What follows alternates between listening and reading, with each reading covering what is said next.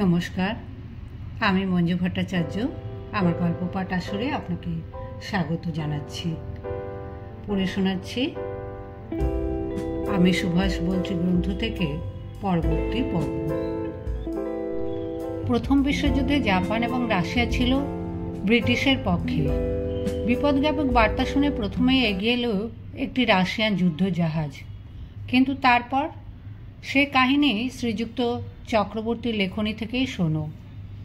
বিদ্রোহের তৃতীয় দিন সকালের দিকে একটি রাশিয়ান যুদ্ধজাহাজ আসিয়া পৌঁছবার পর শহরে 3 ঘন্টার জন্য কারফিউয়ের বিরতি হয়। এই 3 দিনই বন্দরের জাহাজ হইতে SOS যাইতে থাকে। রাশিয়ান জাহাজটি নিকটে থাকায় তৃতীয় দিন সকালের দিকেই আসিয়া উপস্থিত হয়। ধীরে সুস্থে রুশ যুদ্ধজাহাজের সৈন্যগণ ব্যান্ড বাজাইয়া পতাকা উড়াইয়া কেল্লার দিকে অগ্রসর হইয়া উহার ঢালু জায়গা দিয়া উঠিতে লাগিল, যেন কেল্লায় ঢুকিলেই উহা দখল হইয়া যাইবে। বিদ্রোহীরা বিনা বাধায় সেই সৈন্যগণকে উঠিতে দিয়া মাঝপথ বরাবর প্রচণ্ড বেগে গুলি চালাতে থাকে। এইভাবে শিলাবৃষ্টির মতো গুলি চলিবার পর রুশগণের প্রায় প্রত্যেকেই হতাহত হয়েছিল। ইহাই জনরব। কেল্লা বিদ্রোহীদের হাতে আরও 2 দিন থাকিবার পর পঞ্চম দিনে একটা জাপানি ক্রুজার আসিয়া বহুদূর হইতে কেল্লার উপর কামান দাগিতে আরম্ভ করে। প্রথম বিদ্রোহীরাও 2-4টি কামান দাগিয়াছিল বটে, কিন্তু জাপানি জাহাজটি অবিরাম নির্ভুল গোলাবর্ষণের ফলে কেল্লার সমস্ত প্রচেষ্টার অবসান ঘটে। ইহার পরই বিদ্রোহীরা সাদা নিশান উড়াইয়া দেয়। জাপানিগণ ব্যান্ড বাজাইয়া পতাকা উড়াইয়া কেল্লায় উঠিল, কিন্তু এবার বিনা আয়াসায় কেল্লা দখল করিল। কেল্লায় বহু বিদ্রোহী কামানের গোলায় হতাহত হইবার পর ভারতে সৈন্যগণের বিদ্রোহ নিশ্চিত মনে করিয়া সিঙ্গাপুরের সৈন্যদের বিদ্রোহ পূর্ব পরিকল্পনা মতোই হইয়াছিলই বলিয়া মনে হয়। কিন্তু ভারতে কেহ জানিল না এই বিদ্রোহের কথা, এই বীরত্বের কাহিনী। ভারত হইতে দূরে, বহু দূরে তাহাদের এই জীবনদানের গৌরব ব্যর্থতার গ্লানি লইয়াই মুছিয়া গেল। স্বাধীন ভারতে স্বাধীনতা সংগ্রামের ইতিহাস রচনা হইতেছে। জানি না এই হতভাগ্যদের বীরত্বের কাহিনী তাহার এক কোণে স্থান পাইবে কিনা। সেই যুগের আগ্নেয়পথ গ্রন্থ থেকে, পৃষ্ঠা 84। এদিকে কাশিতে এসে একটা দুর্নিবার জ্বালায় জ্বলতে লাগলেন পিংলে। এভাবে ব্যর্থতা মেনে নিলে চলবে না। আবার বেরিয়ে পড়তে হবে বিভিন্ন সেনানিবাসের উদ্দেশ্যে। আবার তাদের গড়ে তুলতে হবে। দেরি করলে চলবে না। রাসবিহারীর ইচ্ছা অন্যরকম। অবস্থাটা তিনি আরও দিন কয়েক পর্যবেক্ষণ করে দেখতে চান। কিন্তু পিংলে মরিয়া। অসীম সাহসে ভর করে একাই তিনি এবার রওনা দিলেন মিরাটের 12 সংখ্যক রেজিমেন্ট বাহিনীর উদ্দেশ্যে। সঙ্গে নিলেন 10টা মারাত্মক বোমা, যা গোটা একটা রেজিমেন্টকে উড়িয়ে দেবার পক্ষে যথেষ্ট। ফাঁদ পাতাই ছিল, তাই বোমা সমেতে পিংলে এবার ধরা পড়লেন মিরাটের ইংরেজ বাহিনীর হাতে। 27 এপ্রিল শুরু হলো ঐতিহাসিক লাহোর ষড়যন্ত্র মামলা। আসামি সংখ্যা শুরুতে 62 জন, পরে 80। তার মধ্যে 16 জন তখনও পলাতক। বলা বাহুল্য যে উপযুক্ত প্রতিশোধ নিতে এতটুকু ভুল করলেন না ইংরেজ সরকার। তাই মোট 24 জনকে দেওয়া হলো প্রাণদণ্ড, 26 জনকে যাবজ্জীবন দ্বীপান্তর। আপিলে কিছুটা হেরফের হলো, সেখানে প্রাণদণ্ড বহাল রইল মোট 7 জনের। এই 7 জন হলেন কর্তা সিং, পিংলে, সুরাইন সিং 1 নম্বর, সুরাইন সিং 2 নম্বর, হরনাম সিং, জগৎ সিং আর বকশির সিং। মৃত্যুর দণ্ডাজ্ঞা প্রাপ্ত বন্দীরা সবাই অস্বীকার করলেন প্রাণ ভিক্ষার আবেদন জানাতে। ইংরেজ তাদের শত্রু। বিপ্লবী হয়ে শত্রুর কাছে প্রাণ ভিক্ষা চাইতেও তাদের সম্মানে লাগে। বরং দীপ্ত কণ্ঠে জানালেন বীর বিপ্লবী কর্তা সিং, কেন প্রাণ ভিক্ষা চাইব? আমার যদি একটার বেশি প্রাণ থাকতো তবে সবকটি প্রাণী উৎসর্গ করতাম দেশের জন্য। মল্লিকা এই কর্তা সিংয়েরই ভাব শিষ্য হলেন অমর শহীদ সর্দার ভগৎ সিং, যিনি পরবর্তীকালে সুখদেব ও রাজগুরু সহ একই সঙ্গে প্রাণ উৎসর্গ করেছিলেন ফাঁসি মঞ্চে। কর্তা সিংয়ের জ্বলন্ত দেশপ্রেমী ছিল তার বিপ্লবী জীবনের প্রেরণা। শুরু হলো মৃত্যু মিছিল। এক যায় আর আসে, ঝাঁকে ঝাঁকে আসে। যেন শেষ নেই এই আসা যাওয়া মিছিলের। এবার শুরু হলো দ্বিতীয় লাহোর ষড়যন্ত্র মামলা। আসামি সংখ্যা মোট 112 জন। তার মধ্যে উত্তম সিং, ইসার সিং, বীর সিং, রঙ্গ সিং, রুর সিং এই 5 জনকে দেওয়া হলো মৃত্যুদণ্ড। তারপর তৃতীয় লাহোর ষড়যন্ত্র মামলা, সেখানেও মৃত্যুদণ্ড দেওয়া হলো 5 জনকে।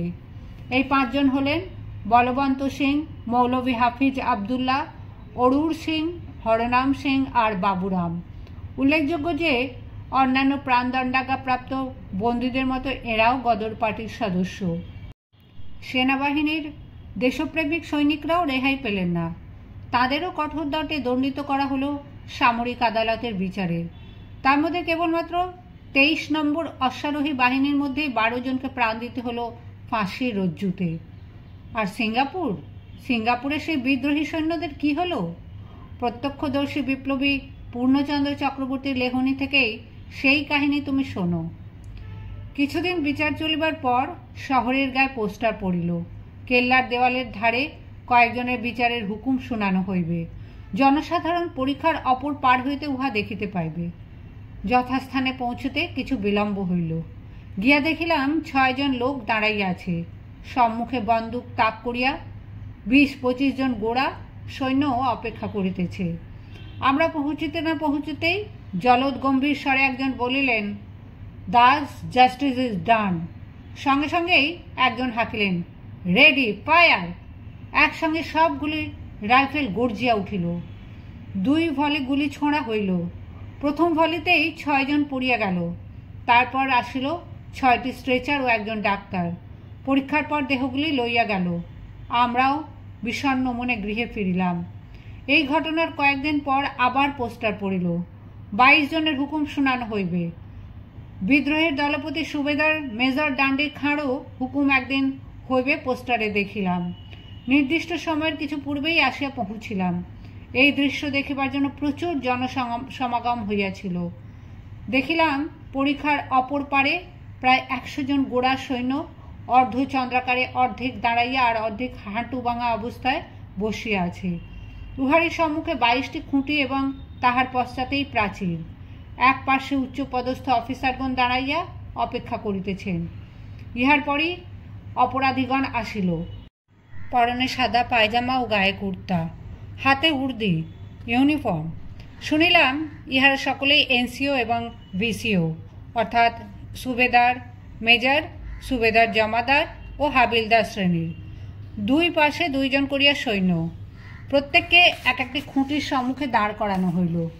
প্রায় মধ্যস্থানে দেখিলাম বিশালকায় গৌরবর্ণ এবং বৃহৎ গুম্ফ বিশিষ্ট পুরুষ সিংহ। অপরাধীগণ দাঁড়াইতেই অত্যন্ত কর্কশ গলায় হুকুম হইল, সোয়ান, অ্যাটেনশন। গোড়া সৈন্যগণ অপরাধীগণের দিকে বন্দুক তাক করিল। অপরাধীগণও সোজা হইয়া দাঁড়াইল। হুকুম পাঠ আরম্ভ হইল। প্রথমে মালয় ভাষায়, পরে উর্দু ও ইংরেজি ভাষায় পাঠ হইল। প্রত্যেক ভাষায় পাঠের পর ইংরেজিতে দাস জাস্টিস ইজ ডান বাক্য হইল। যতক্ষণ পাঠ চলিল অপরাধীগণের কেবলই ওপরের দিকে তাকাইয়া থাকিল, যেন কিছুতেই বন্দুকের নলের দিকে তাকাইতে পারিতেছে না। কেবল ডান্ডি খাঁ নির্বিকার চিত্তে সোজা দাঁড়াইয়া রহিলেন। হুকুম পাঠ হইবার সঙ্গে সঙ্গেই হুকুম হইল, রেডি ফায়ার। 100টি রাইফেল একসঙ্গে গর্জিয়া উঠিল 2 বার, অর্থাৎ 2 ভলি বন্দুক দাগা হইল। সকলেই পড়িয়া গেল। কেবল ডান্ডি খাঁ চক্ষু 2টি বিস্ফারিত করিয়া তখনও টলিতে থাকিলেন, যেন কিছুতেই পড়িতে চাহিতেছেন না। আবার হুকুম হইল, ফায়ার। এবারও 2 ভলি গুলি চলিল। ডান্ডি খাঁ অবশ্য প্রথম ভলিতেই পড়িয়া গেলেন। ইহার পর স্ট্রেচার আসিল, ডাক্তার আসিল। পরীক্ষা করিয়া যে 2-1 জনের তখনও মৃত্যু হয়নি, তাহাদের কানের ওপর পিস্তল রাখিয়া দাগা হইল। ডান্ডি খাঁ আমারই মতো স্বাধীন ভারতের স্বপ্ন দেখিয়াছিলেন। তাহার ও তাহার সহকর্মীগণের জীবনদান হয়তো বৃথা যায়নি। কেবল ভারতে কেহই জানিল না তাহাদের মহান ত্যাগের কথা। ইহার পর আরও কয়েকবার এইভাবে হত্যাকাণ্ড সমাধা হয়েছে, কিন্তু আর যায় নাই, যাইবার প্রবৃত্তিও আর ছিল না। সে যুগের আগ্নেয়পথ, পৃষ্ঠা নম্বর 85 এবং 86। আশাভঙ্গের বেদনায় ততদিনে রাসবিহারী চলে এসেছেন বাংলাদেশে। সহকর্মীরা সবাই ধরা পড়েছেন একে একে। কি হবে আর ওখানে থেকে? দেখা যাক এবার বাংলায় গিয়ে নতুন কোনো কাজ শুরু করা যায় কিনা। এলেন কলকাতায়, তারপর চন্দননগর, সবশেষে নবদ্বীপ। শুভানুধ্যায়ীদের অন্য রকম ইচ্ছা। পুলিশ হন্যে হয়ে ঘুরে বেড়াচ্ছে রাসবিহারীর জন্য। আজ হোক বা কাল হোক ধরা তাকে পড়তেই হবে। কি লাভ শুধু শুধু এখানে থেকে ধরা দিয়ে? তা চাইতে সে দূরে চলে যাক। এই হতভাগা দেশের জন্য এখনও তার অনেক কিছু করার আছে। দূর থেকেই সেই প্রচেষ্টা সে চালিয়ে যাক। অনেক ভেবেচিন্তে শেষ পর্যন্ত শুভানুধ্যায়ীদের ইচ্ছাই মেনে নিলেন রাসবিহারী। তাই হোক, দূরেই আমি চলে যাব। কিন্তু একটা কথা, সংসারের কোনো কিছুই চিরস্থায়ী নয়। একদিন আমার কথা হয়তো তোমরা ভুলে যাবে। তবু যদি কখনো কেউ কোনো দিন প্রশ্ন করে যে রাসবিহারী কে ছিল, তাহলে কি উত্তর দেবে? বলবো তিনি আমাদের নেতা ছিলেন? না না না, কখনো না। নেতৃত্বের অভিমান আমার মধ্যে কোনোদিনও ছিল না, আজও নেই, থাকবেও না কোনো দিন। আমাদের সবার শুধু একটাই পরিচয়, আমরা বিপ্লবী। জন্ম থেকেই দেশের জন্য আমরা বলি প্রদত্ত। তাই কে প্রশ্ন করলে বলো যে রাসবিহারী একজন যোদ্ধা ছিলেন। I was a fighter.